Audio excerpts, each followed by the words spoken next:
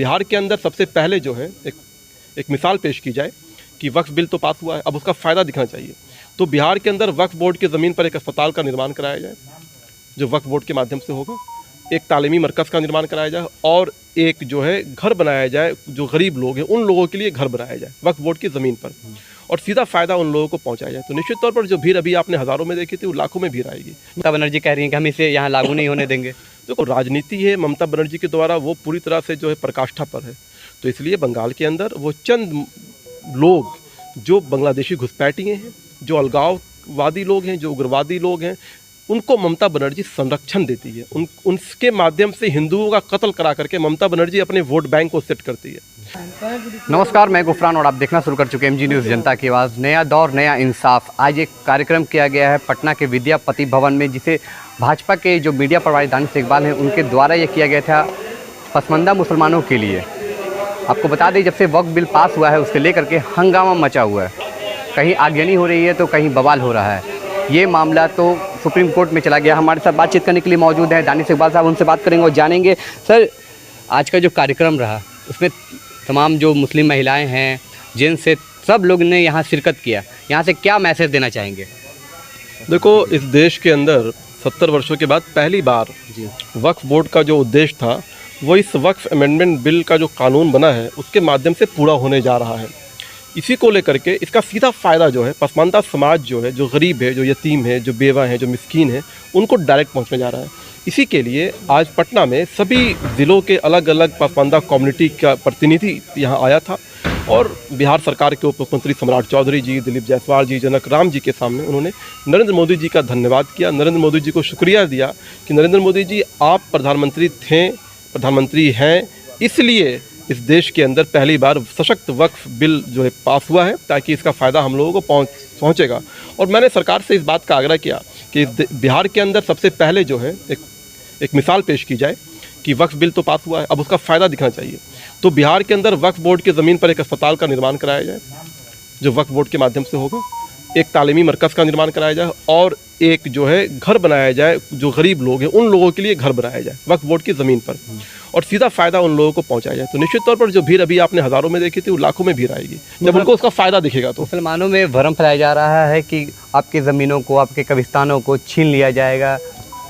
देखो, ये गुमराह किए हुए लोग हैं, ये इनके पास मेरिट ऑफ अपोज नहीं है कि किस मेरिट पे ये अपोज करेंगे, विरोध करेंगे बिल का।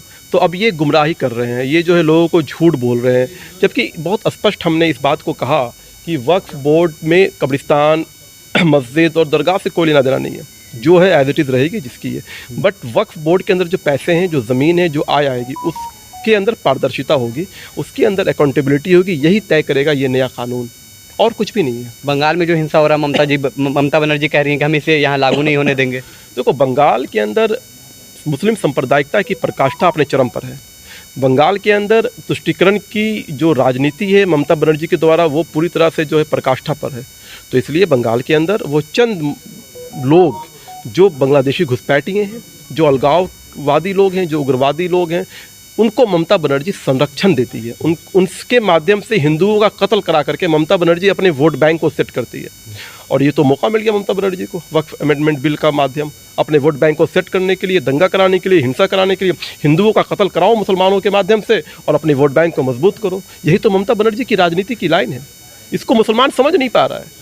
और वो मुसलमान कौन से मुसलमान है? वो देशज भारतीय 80% पासमानदा मुसलमान नहीं है, बल्कि वो मुसलमान हैं जो बाहर से आए हैं, जो घुसपैठिए हैं। उनको ममता बनर्जी जी ने पश्चिम बंगाल की ज़मीन दी, जगह दी, रहने के लिए आश्रय दिया, इसलिए वो ममता बनर्जी के लिए जो है कार्य कर रहे हैं, उनको जो है वोट बैंक मानते हैं। ममता बनर्जी ने घुसपैठियों को पाला पोसा है, घुसपैठियों को संरक्षित किया है, बल्कि जो भारतीय मूल, भारतीय खून, भारतीय मिट्टी का मुसलमान है उसके लिए कुछ भी नहीं किया। बांग्लादेश से जो लोग घुस जाते हैं वहाँ पे जो सिक्योरिटी होती है, सुनते हैं कि वो केंद्र के सरकार के बीच में आती है, तो उसको मोदी जी किस तरह से रोकने के? सही सुनते हो। 2014 से पहले क्या स्थिति थी, 2014 के बाद क्या स्थिति है? तो 2014 से पहले जो लोग आ गए हैं तब तो चुन चुन के निकाला जाएगा ना, उनको तो समय तो लगेगा। पहचान कैसे करेंगे आप लोग? नहीं, अब तो कोई नहीं आ रहा है ना। जो 2014 से जो पहले आए तो वो तो पूरे उनके तो बाप दादा पूर्वज सब बच गया पश्चिम बंगाल के अंदर। पहचान कैसे करेगी ये मोदी? पहचान करेगी, पहचान करेगी मोदी सरकार, वो सब करेगी, आप चिंता मत कीजिए। और जो घुसपैठिए हैं उनको बाहर निकालेगी भी, इसमें कहीं कोई जो है इंतु किंतु नहीं है। आज के प्रोग्राम को लेकर जनता को क्या मैसेज देना चाहेंगे? नहीं, मैं बिहार के सभी पासमानदा समाज के लोगों को, सभी प्रतिनिधियों को दिल की गहराइयों से शुक्रिया अदा करता हूँ। कोई सीतामढ़ी से आए हैं, कोई जमुई से आए हैं, कोई बख्तियारपुर से आए हैं, सबको मेरा शुक्रिया, सबको मेरा अभिनंदन। और मैं यही कहना चाहता हूँ कि आप लोग ने आकर के मोदी जी का शुक्रिया अदा किया। आगे भी आप लोग इसी सजगता के साथ, इसी जागरूकता के साथ उन काले कौवे को जवाब देते रहिए जो मुसलमानों के बीच में गुमराही पैदा कर रहा है, जो मुसलमानों को जो है वोट बैंक समझता है, जो मुसलमानों को अपना गुलाम समझता है। अब वक्त आ गया है कि 80% जो पसमानदा मुसलमान है वो मुख्य धारा में जुड़ करके अपनी ज़िंदगी में बदलाव लाएगा। तो अभी हमारे साथ भाजपा के मीडिया प्रभारी दानिश इकबाल जी थे, जो कि पसमानदा मुसलमानों का एक कार्यक्रम किए थे, शुक्रिया मोदी जी, वक्फ बिल को लेकर के। अब आपकी क्या राय है, आप हमें कमेंट बॉक्स में ज़रूर बताएं। मैं गुफरान, विद्यापति भवन, पटना से।